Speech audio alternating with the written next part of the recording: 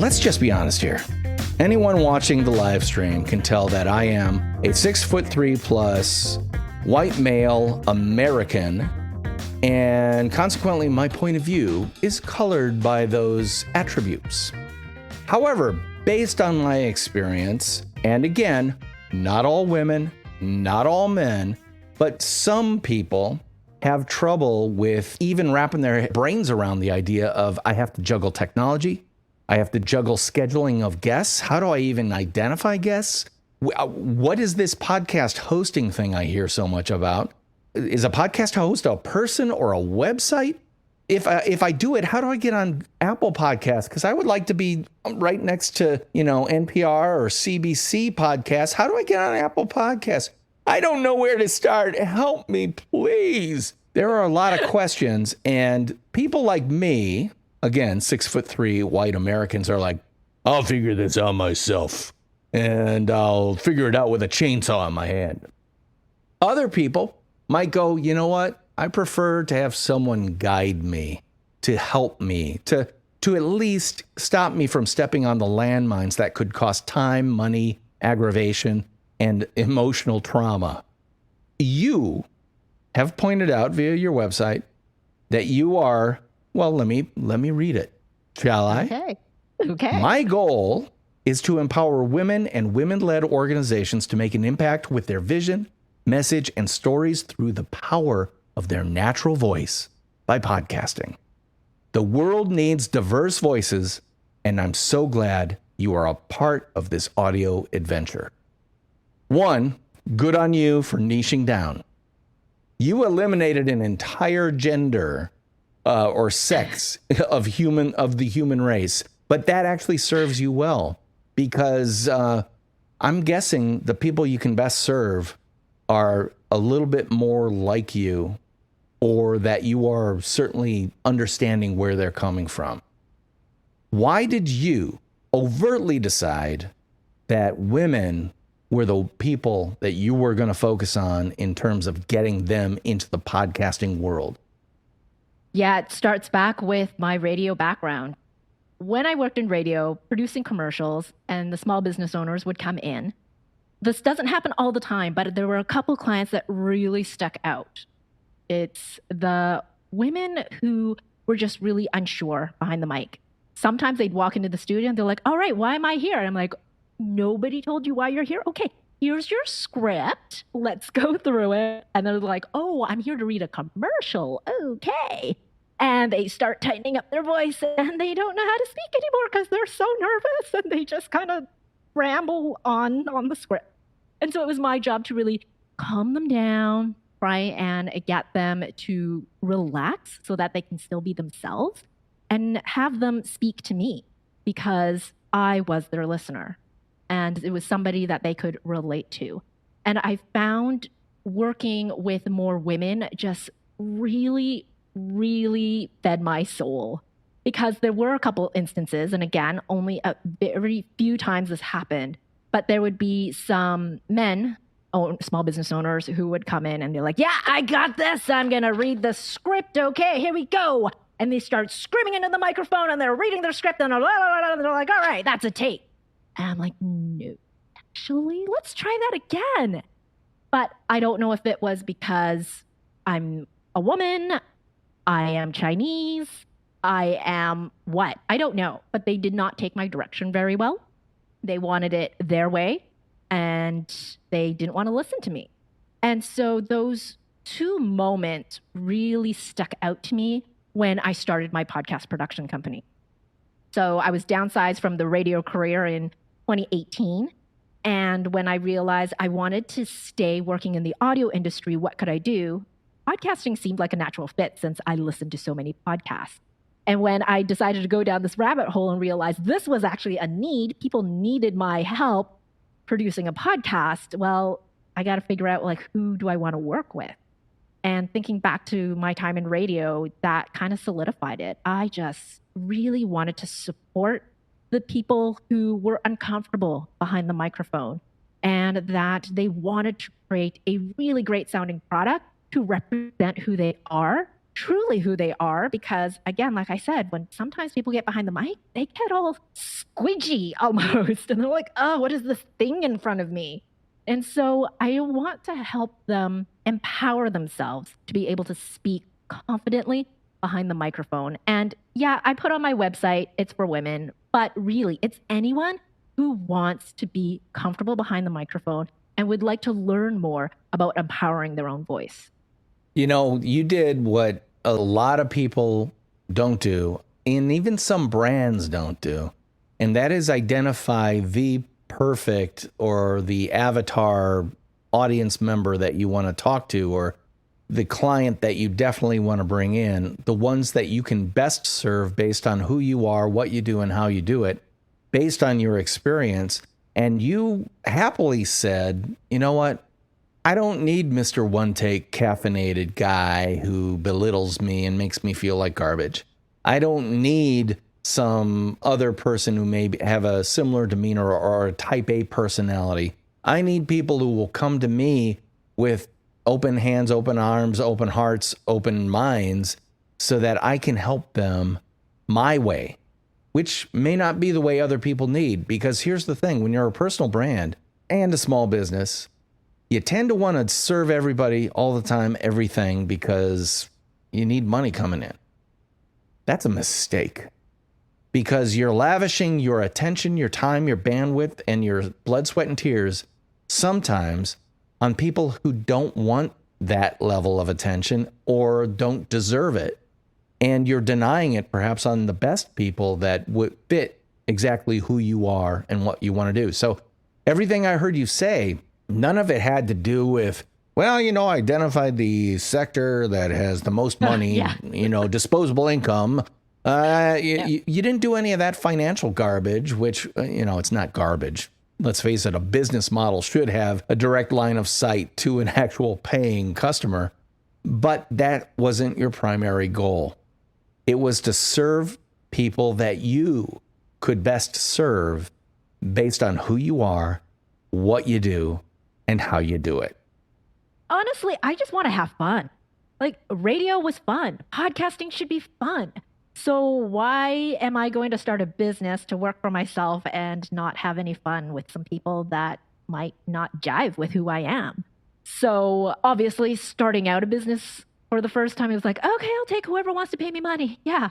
But very quickly, I realized it was, oh my gosh, this is almost like traumatizing. I'm living my past from my radio days of these bad clients. I don't want these bad clients again. And that's when I was like, nope, I got to switch. I have to go with my gut and I have to go with my intuition on this because I want to have fun. That was kind of the main goal. And I'm sure by aligning yourself with the right people, you can serve them better, which turns them into an unpaid sales force for you via personal recommendations and referrals and invitations that I want to email introduce you. You guys, I think, would hit it off great. How many of those referrals have you gotten? Yeah, and I think that's the beautiful part of where I am in my business now. It's like I don't have to go out and, quote unquote, sell anymore, because people realize who I am. They've heard me speak multiple times. I have my own podcast. It's kind of like they do their Google search on me and they're stalking me and I don't have to do anything. It's already all there and they know who I am based on, again, my voice. They know who I am. When they get on that discovery call, they're like, oh, it's you. Yeah, you sound just like who you are on your podcast. I'm like, yeah, exactly, because that is who I am. And I want to work with you if you want to work with me and you like how I sound. Yeah, that is so key right there. When someone says, you sound exactly like you do on your podcast, when they meet you in person or over the phone or over Zoom, you've got a personal brand that's working. Because, well, one of the things that I write about in my book, NONFICTION BRAND, is a podcaster that I follow, Scott Galloway, who is a professor of marketing at NYU's Stern School of Business. He's also on the Pivot podcast with Kara Swisher of the New York Times. And he's also got his Prof G podcast. He's an acquired taste for some people. For me, love him, have followed him for probably 7 years. And he once said on one of the Pivot podcasts that when he meets people in person for the first time, if they come up with a question and kind of an earnest look on their face, they've seen him speak. When they kind of wave at him and go, Prof T, whatever, they've seen his videos. But when they come up and act like you're their friend, they've listened to his podcast. Because without getting ooey gooey gross, you are literally inside someone's head with your voice for the however many times they listen to you. If you've got a fan who's listened to every podcast you've ever done, in my case, this will probably be in the 190 episodes, somewhere in there when this finally comes out. That's 190 dates I've had with someone that I've never met. Yep. And it's amazing the intimacy and what you alluded to it last week, the authenticity that you've been able to demonstrate with your voice. And again, one of the things I love about Mary Chan is the name of her flippin' podcast, The Podcaster's Guide to... You tell me what the name is. I'm going to butcher it. You had it right. The Podcaster's Guide to a Visible Voice. To a visible voice. So much of what I do with the Nonfiction Brand podcast is encourage people to own the only thing that is truly theirs, that is 100% theirs and 100% unique, and that is their voice, their experience, their expertise. And their voice is the way you share those things. You have to own your voice. And now you're telling me that you can make that voice visible via a podcast? I think that's a really interesting coinage of an idea and a name that really pays off, because I truly believe in the idea that a podcast is your voice made visible. And not only in the form of a podcast that you hear, but guess what? Every recording you do can be transcribed and turned into HTML text that you put on your website that is then immediately crawlable by Google and other search engines, which can instantly help you with your SEO. You are demonstrating your expertise in areas. Guess what? The web crawlers figure that out, and you rank better because you're constantly talking about similar subjects. I mean, the voice amplification possibilities of having a podcast are obvious to me, to you, but maybe not to all of your clients, especially those who have never even considered getting in front of a mic a possibility for them because they're a little shy or a little bit timid or a little bit stingy, if you will, with their voice. Yep.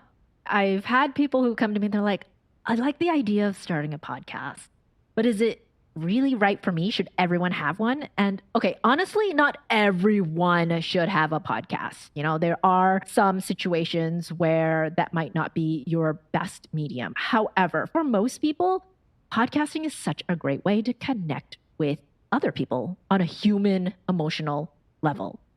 And so I, go into what is one thing that you can talk about all the time, constantly, that you'll never get bored of. That kind of right there is your podcast. If you can figure out what that is, then you should be having too much trouble with everything else. Because like on your show, wow, 30 minutes every week with someone for over 190, you said, like, that's a lot of stuff to talk about. And you don't get tired of it. Clearly, you are very passionate about the subject of branding, personal branding. And absolutely. So, yeah. And was that one of the things that you decided when you launched your podcast? What was the one thing that you could not stop talking about, right?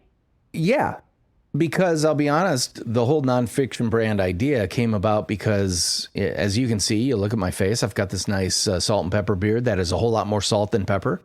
And consequently, later on in my career, when downturns happen, or in my case, agencies merge, and all of a sudden they're trying to reconcile who stays in and who gets out, you reach the age that I call your X years.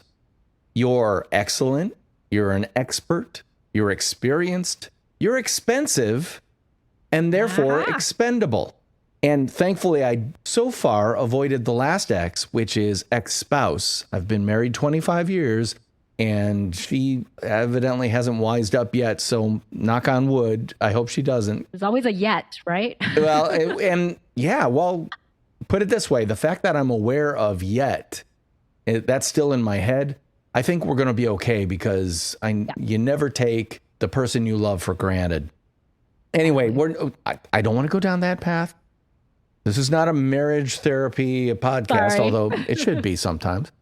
But the whole point is, when you reach your X years like me, you've probably spent your entire career working more or less anonymously.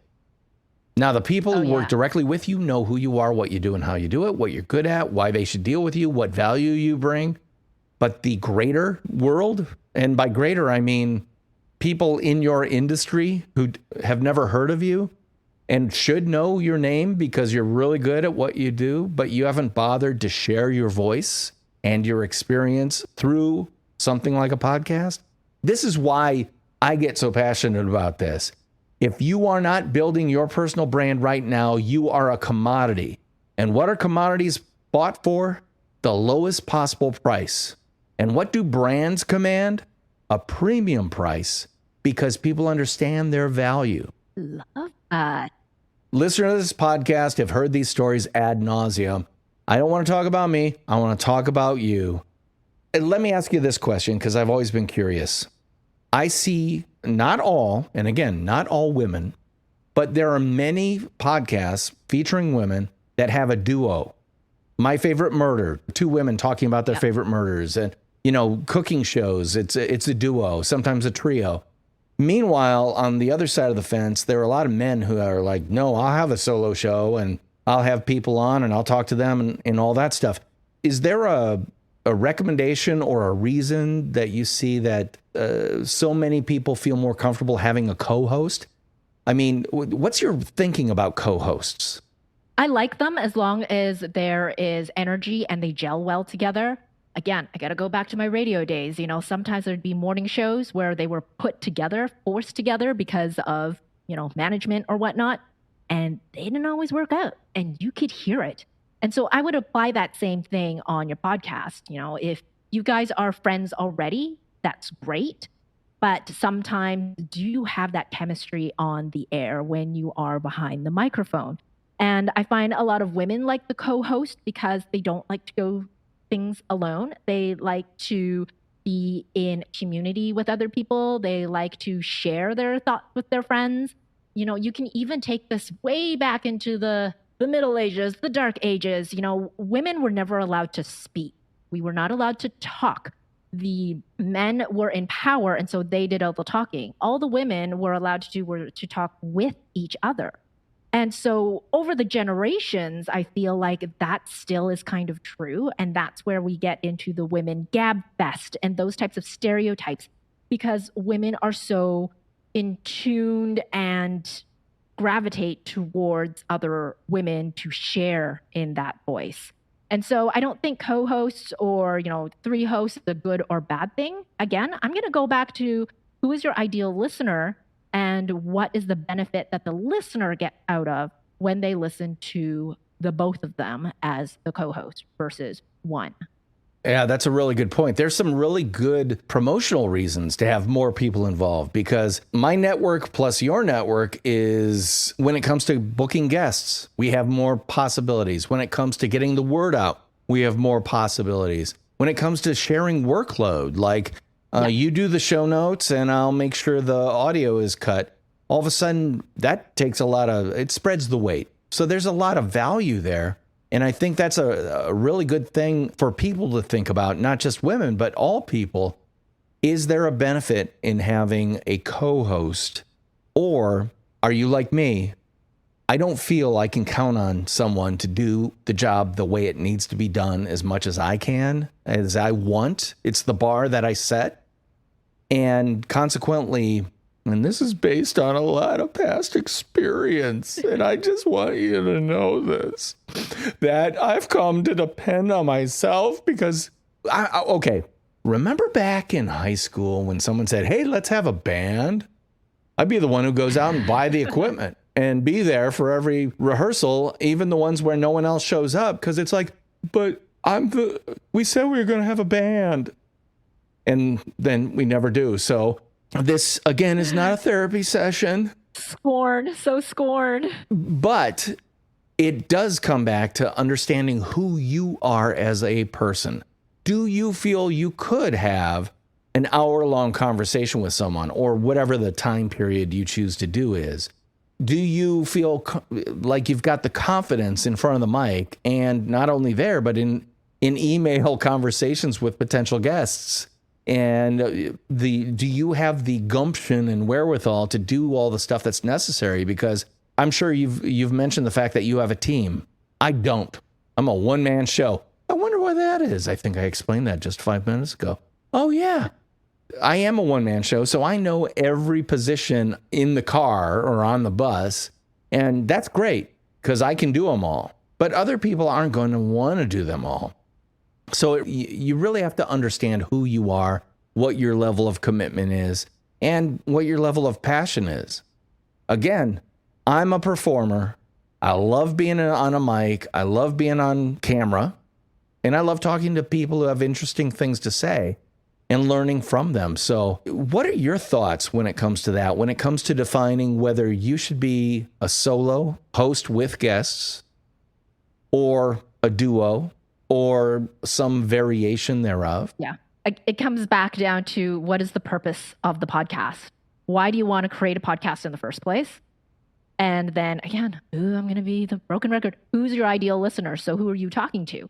Because, for example, I have a client who, she created her first season with a co-host, but then the co-host didn't have time anymore and she wanted to leave. And so she was stuck with doing it by herself. But the idea of doing it by herself just really overwhelmed her because she didn't feel comfortable and confident behind the mic to drive the interviews by herself. And it was an interview style show.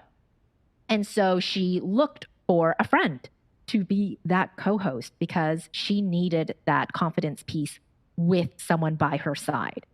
And so her passion really is to bring these stories alive, but she didn't necessarily need to do it with herself and her own voice. She wanted a companion. And then also I have another client who really wanted to go the co-host route because she wanted it more to drive conversation about women empowerment and not to be that extension of her business brand. So what I mean by that is that the podcast is not about her business and what she does directly. It's more of an indirect route. And so what she wanted to do was just to be the sidekick. So like on TV and radio, you usually have the main host and then you got the sidekick. She just wanted to be a sidekick and to have a podcast, but she wasn't sure about doing all the work. And so she got her friend who ended up being the main host and did all the technical stuff. And then she did what she thought would be like the fun stuff, which is the email and the marketing and that sort of thing. So it really depends on what you were saying too about that passion. What is your passion that maybe you can talk about forever, but that you want to do as well? Well, and it all comes back to having a truly strategic view of who you are, what you want your podcast to actually do, and who that listener is. So that's where I get to plug you a little bit and say, go to organizedsound.ca. Let me say that again, organizedsound.ca. And on that homepage, you'll not only see Mary's face, but you'll also see a big purple box that says complimentary 30-minute strategy session. It's time to get your time back, so let's schedule a complimentary 30-minute strategy session. How about that? Experience what others are saying by contacting me today, etc. Anyway, check it out. I think it's probably well worth that 30-minute conversation because you will meet the lovely and talented Mary Chan, just like I have right now. You mentioned last week that you had an ideal listener worksheet. And again, that was available at organizedsound.ca/ideal listener. All one word, lowercase. So check that out. But there's also another one that you, I think, want to invite people to download. Can you tell us about your, what's it called? The 5 Keys worksheet. The 5 Keys worksheet is something that I send when people are a little bit uncomfortable behind the mic. So I do voice coaching as well for podcasters. So that's getting them to realize and have that awareness of what their voice can do. Whether that is speaking a little faster, slower, higher pitch, lower pitch, having melody in your voice is how you can really connect with your listeners and that emotional connection that I keep talking about. So if you go to get my 5 keys worksheet, that'll give you some quick pointers on how to really amplify your voice and thus making your voice more visible. And the Visible Voice podcast is what she's all about. And again, the full official title of Mary Chan's podcast is The Podcaster's Guide to a Visible Voice. Check that out wherever you find podcasts for free, just like where you get the Nonfiction Brand podcast. Speaking of the Nonfiction Brand podcast, listeners, can you do me a real solid? I would love for you to like, subscribe, refer, and review this podcast wherever you find podcasts for free, because that really does help other people find it. Also, if you would like to download some free worksheets from me to you for absolute free, go to nonfictionbrand.com/gift. You'll be able to download 3 downloadable PDFs that will get you started on your personal nonfiction brand journey. I want to thank you again, Mary, for being on the Nonfiction Brand podcast. What a treat. It's great to talk to one of our neighbors from the north. In this case, Mary's from Victoria, British Columbia.